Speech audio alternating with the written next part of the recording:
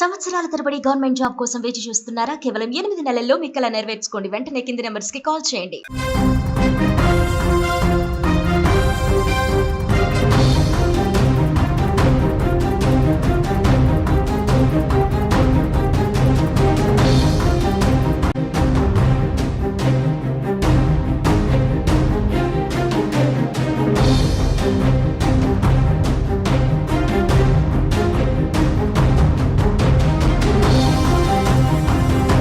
ప్రపంచ వేదికపైన పాకిస్తాన్ దొంగ నాటకాలు ఆడుతోంది. భారత్ మమ్మల్ని భయపెడుతోందంటూ అరబ్ దేశాలతో చర్చలకు వెళ్తోంది. భారత్ని నిలువరింపజేయాలంటూ విజ్ఞప్తులు చేస్తుంది.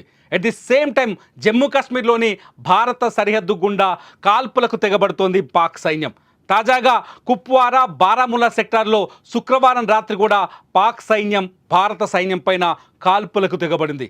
గడిచిన 10 రోజులుగా పాక్ సైన్యం భారత సైన్యం పైన సరిహద్దుల వెంట కాల్పులు జరుపుతూనే ఉంది. ఇటు అరబ్ దేశాలతో మాట్లాడుతూనే పాకిస్తాన్ సైబర్ నేరగాళ్లను కూడా భారత్ పైకి ఊసిగొలుపుతోంది.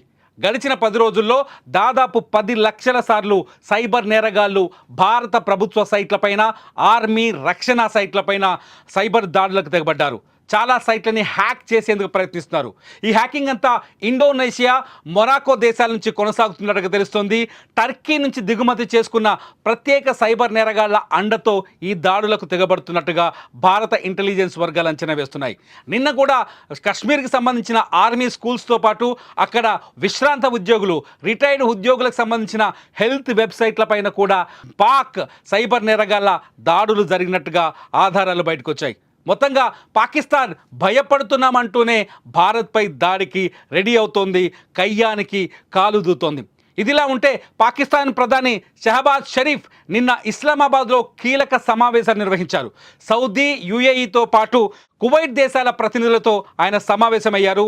ఈ సమావేశంలో భారత్ని నిలువరింపజేయాలంటూ ఆ దేశాల ప్రతినిధులకు విజ్ఞప్తులు చేశారు. పుల్వామా దాడి తర్వాత భారత్ ఏ క్షణమైనా తమపైన దాడికి తెగబడొచ్చని, యుద్ధానికి పాల్పడొచ్చని పాకిస్తాన్ భయపడుతున్నట్టుగా ఈ చర్చలతో అర్థమవుతోంది. షహబాజ్ చాలా స్పష్టంగా యుఏఈ, సౌదీ, కువైట్ దేశాల ప్రతినిధులకు చెప్పారు, భారత్ని చర్చలకు సిద్ధం చేయండి, భారత్తో యుద్ధానికి మేము సిద్ధం లేము అంటూ తమ పిరికితనాన్ని బయటపెట్టినట్టుగా అర్థమవుతోంది. ఇటు సింధు నది జలాల నిలిపివేతతో పాకిస్తాన్కి ఒక అతిపెద్ద కష్టం ఏర్పడింది. సింధు జలాల నిలిపివేతతో పాకిస్తాన్ తీవ్రమైన ఆర్థిక ఇబ్బందుల్లోకి వెళ్ళే అవకాశం స్పష్టంగా ఉంది. ఈ ఇబ్బందుల నేపథ్యంలో పాకిస్తాన్ యుద్ధానికి వెనకడుగు వేస్తూనే, ఇటు కయ్యానికి కాలు దూతూనే అటు యుద్ధానికి వెనకడుగు వేస్తున్నామంటూ ప్రపంచ వేదిక పైన దొంగ నాటకాన్ని ప్రదర్శిస్తోంది. పుల్వామా దాడితో మాకు ఎటువంటి సంబంధం లేదని చెప్పుకునే ప్రయత్నంలో భాగంగా అరబ్ దేశాలతో దొంగ చర్చలు చేపట్టినట్టుగా అర్థమవుతోంది. అరబ్ దేశాల ప్రతినిధులకు పాకిస్తాన్ ప్రధాని చాలా స్పష్టంగా చెప్తున్నారు, పుల్వామా దాడితో ఎటువంటి సంబంధం తమకు లేదని. కానీ చాలా స్పష్టంగా అర్థమవుతుంది, పాకిస్తాన్ పెంచి పోషించిన లష్కరే తోయిబా తయారు చేసిన ది రెసిస్టెంట్ ఫ్రంట్ పుల్వామాలో దాడులకు తెగబడినట్టుగా అర్థమవుతుంది. అంతేకాదు, ఇస్లాం దేశాలన్నింటిలో ఉగ్రవాదాన్ని ప్రేరేపిస్తున్న హమాస్ లాంటి సంస్థల సహకారాన్ని కూడా పాకిస్తాన్ లష్కరే తోయిబాకి అందించినట్టుగా అర్థమవుతుంది. పాకిస్తాన్ ప్రపంచ వేదిక పైన మేము నిర్దోషులం, మాపై యుద్ధం చేయడం తగదని మాట్లాడుతోంది. అంతేకాదు, సింధు జలాలను ఆపి భారత్ మాకు శాపాన్ని పెట్టిందని, మా ఆర్థిక వ్యవస్థని దెబ్బతీసే ప్రయత్నం చేస్తుందని భారత్పై ఆరోపణలు మొదలు పెడుతోంది. కానీ అదే ప్రపంచ వేదికకు కనబడకుండా సైబర్ దాడులకు పాల్పడుతుంది పాకిస్తాన్. అదే ప్రపంచ వేదికలకు కనపడకుండా సరిహద్దు వెంట వరుసగా కాల్పులకు దిగబడుతోంది. ఎప్పుడైతే పహల్గామ్ దాడి జరిగిందో, దాడి జరిగిన మరుక్షణం నుంచే సరిహద్దు వెంట జమ్మూ కాశ్మీర్లోని కుప్వారా, బారాముల్లా, జమ్మూ సెక్టార్లో అనేక చోట్ల పాక్ సైన్యం వరుసగా సీజ్ ఫైర్కు పాల్పడుతోంది, వరుసగా కాల్పులు జరుపుతూనే ఉంది. ఇప్పటి వరకు భారత సైన్యం ఈ కాల్పుల్ని తిప్పికొట్టినప్పటికీ పాకిస్తాన్ మాత్రం వెనకడుగు వేయట్లేదు. మరోవైపు యుద్ధానికి మేము రెడీ అన్నట్టుగా మిస్సైల్స్ ప్రదర్శన చేస్తోంది. నిన్న ఆర్మీ ప్రదర్శన కూడా పాకిస్తాన్లో జరిగింది. మరోవైపు అణ్వాయుధాలని, ఆయుధాలని బార్డర్కు తరలిస్తోంది. ఇటు ఆటం బాంబులు వేస్తామని భారత్ను బెదిరిస్తోంది. ఇవన్నీ చేస్తూనే మేం తప్పు చేయలేదు, భారత్ను నిలువరింపజేయండి అంటూ ప్రపంచ దేశాల ముందు దొంగ కన్నీరు, మొసలి కన్నీరు కారుస్తోంది. తాజాగా ఇస్లామాబాద్లో జరిగిన ఈ సమావేశాలు, ఏదైతే సౌదీ, యుఏఈ, కువైట్ దేశాల ప్రతినిధులతో జరిగిన సమావేశంలో పాక్ ప్రధాని షహబాజ్ షరీఫ్ తన పిరికితనాన్ని ప్రదర్శించినట్టుగా అర్థమవుతుంది. మొత్తానికి పాకిస్తాన్ బుద్ధి తెచ్చుకోకపోగా భారత్ వంటి శాంతియుత దేశం పైన దాడి చేయకూడదనే బుద్ధి తెచ్చుకోకపోగా మేము తప్పు చేయలేదని దొంగ నాటకాన్ని ఆడటం చాలా స్పష్టంగా మనం గమనించవచ్చు. ఇటు పాక్కు మద్దతిస్తున్న దేశాలు కూడా మెల్లిగా గొంతు మారుస్తున్నాయి, వాయిస్ను మారుస్తున్నాయి.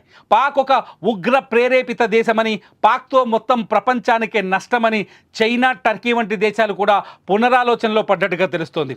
ఇప్పటికే చైనా పైన అమెరికా ఆంక్షలున్నాయి. ఈ నేపథ్యంలో ప్రస్తుత పరిస్థితుల్లో పాకిస్తాన్కి మద్దతిస్తే అమెరికాతో మరిన్ని ఇబ్బందులు తప్పవని చైనా కూడా అంతర్గతంగా పునరాలోచిస్తున్నట్టుగా ప్రపంచ విశ్లేషకులు, ఆర్థిక విశ్లేషకులు అంచనాలు వేస్తున్నారు. ఈ నేపథ్యంలో పాకిస్తాన్ మెల్లిగా క్రమంగా ప్రపంచ దేశాలపైన ఒంటరిగా మారుతోంది. తాము ఒంటరిగా మారుతున్నామని తెలిసిన వెంటనే అరబ్ దేశాలతో మెల్లిగా భారత్ వైపు తమ కాన్సన్ట్రేషన్ పెంచింది పాకిస్తాన్. అరబ్ దేశాలతో భారత్కున్న సత్సంబంధాలని ఆసరగా చేసుకొని యుద్ధాన్ని నిలువరింపజేయాలని ఆలోచనకు వస్తున్నట్టుగా తెలుస్తోంది.